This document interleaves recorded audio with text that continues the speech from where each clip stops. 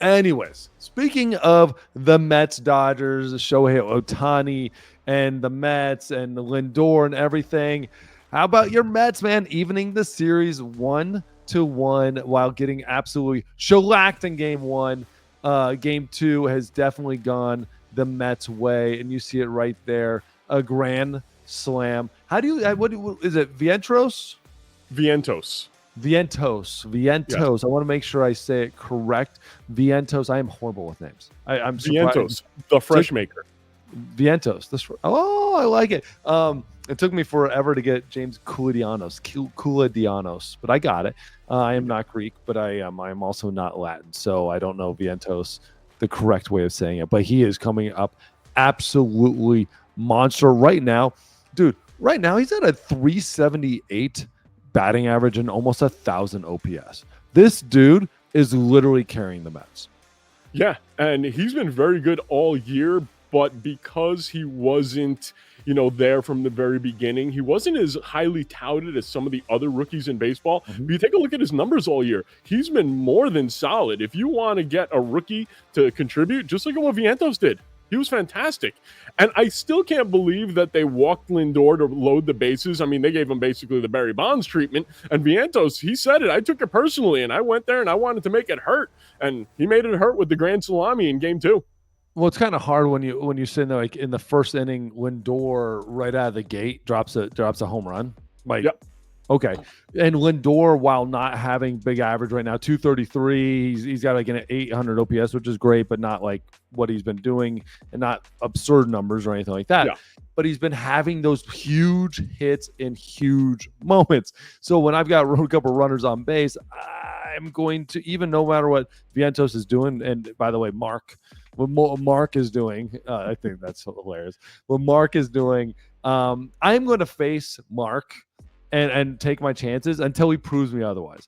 And he proved them otherwise. So that's the problem, is now you sit there and go, all right, in that situation again, maybe you try to pitch the Lindor, try to pitch to a strikeout, stuff like that. And then if you have to face Mark, that says not right. Vientos. And if you got to face Vientos, then you got to face him. But that's the problem right now with those two guys, and Lindor just constantly coming at big moments. Now the key though is Nimmo. What is Nimmo going to start doing? Because Nimmo has had a couple hits here and there, a couple big kind of spots here and there, especially when you're talking about like that Brave series to get into the playoffs. But he's got to step up and do better than 212. And then, after that, Alonso is doing well, big home runs and big moments, but maybe a little bit more consistency there. And then I think this team would be more complete. Yes, Nimmo has not been great, but Starling Marte has really picked up the slack for him. He has been fantastic, but I can't expect a lot out of him right now because he's got that plantar fasciitis. Have you ever had plantar fasciitis? No. Yeah, so he's been dealing with it for quite a bit now, and he said, as long as I can still play, I'm going to play, but it's not going to get any better until after the season. You sound like you're in like those realtor commercials or Realtor. Plantar fasciitis. I was always plantar fasciitis. No, that would be the peanuts, plantar peanuts. Yeah, that's what everybody's ever said until right this moment. Bro, I'm from freaking Brooklyn. You're lucky I can speak English. Are you kidding me? He's got a little plantar fasciitis. I know maybe someone will take him out back and beat him back into it, and he played just fine today. Exactly. Hey, I didn't have a chance to talk to you about this. Kodai Senga. Yes. Game one started the game. This is a guy who prior to the playoffs had only pitched 5 innings all freaking year, and then they bring him in to be a starter once against the Phillies and once against the Dodgers, and he got his ass handed to him. In fact, Milton Bradley was having a lot of fun on Facebook, instant messaging me when he saw that.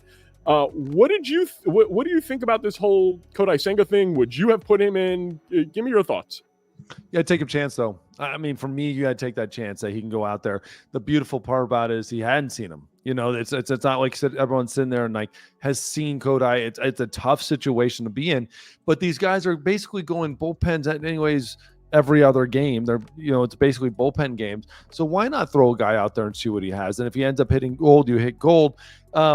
obviously it didn't turn out well for him. Max Muncy with a big hit, and Shohei, while Shohei has not been doing really basically anything in the series as far as like average and OPS and all that stuff, it's pretty incredible what he's doing with runners in scoring position.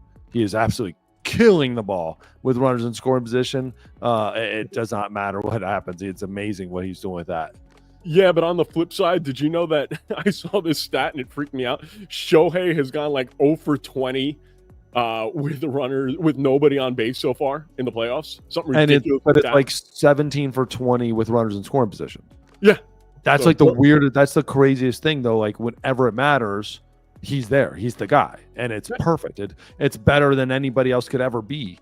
It's just, he's doing Shohei things with the runners on, but without runners on, it's bad. Now at the same time, the Padres series, like great pitching that whole Padres series. The Padres were, they're rushing out there, just dudes of Darvish and everybody. This series, the game one, obviously came up big against Senga and the whole bullpen. But then the second game, when you're talking about Sean Manaea, like what he is able to do, and where he steps like basically behind Shohei and then flips the ball in there, I feel bad for anybody left-handed batter trying to face him.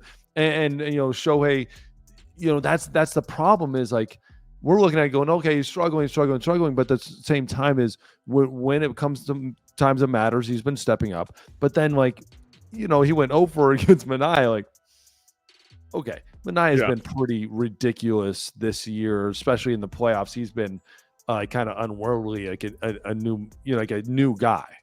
Sean Manaea, just off of his performance this year, has gotten himself a $100 million contract next time he's a free agent. I don't remember if it's after this season or after next. I think it was a 1 year. I think he's 1 year.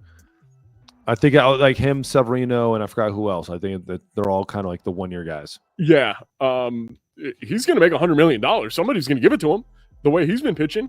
The way he's pitching. And that's a big thing. And like, that's the way that's the thing. The only thing scares you everybody a little bit is like some injury stuff and like that it's kind of come out of nowhere again. It's like, all right, is there the consistency?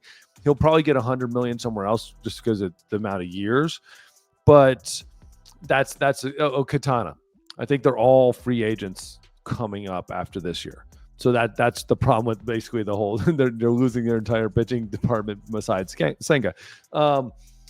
Going across the river there, going across into I'm sorry, I don't mean to cut you off, but there's something very important that I wanted to discuss with you. You are a former closer. When you see what Edwin Diaz has done so far this postseason, what are your thoughts? Because he's walking everybody, and then just because he has good stuff, he's striking everybody out. But I'm terrified every time this guy takes the mound. I am too. This is not going to end well. I don't see this ending well. This is a spot where I see it is it looks like a Aroldis Chapman-esque, where he's got that great stuff for like two batters, and then he's kind of talking. He's just standing there, kind of pimping it a little bit, and then the trouble happens.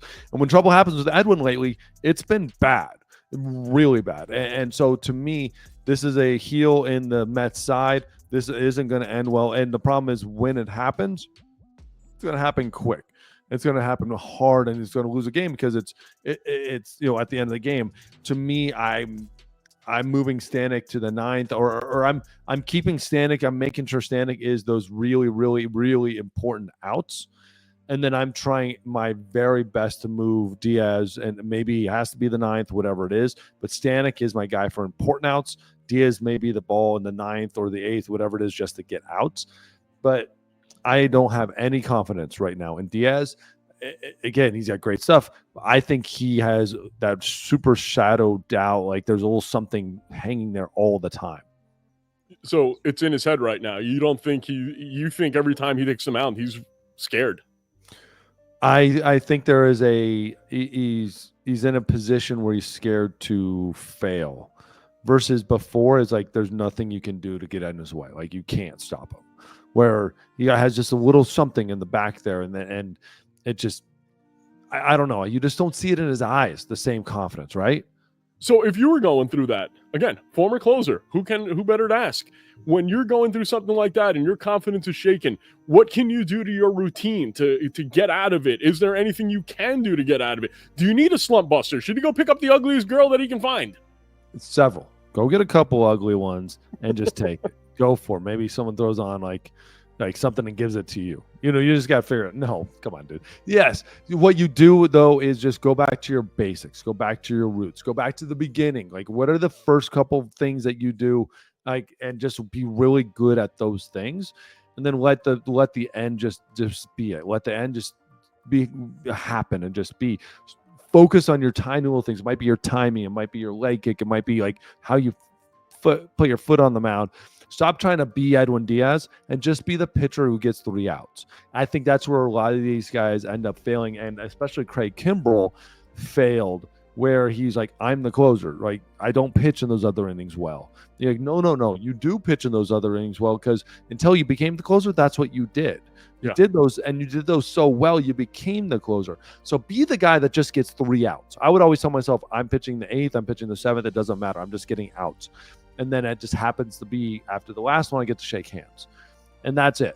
But that's the problem, is a lot of these guys get who they are becomes their role, instead of their role is just their job.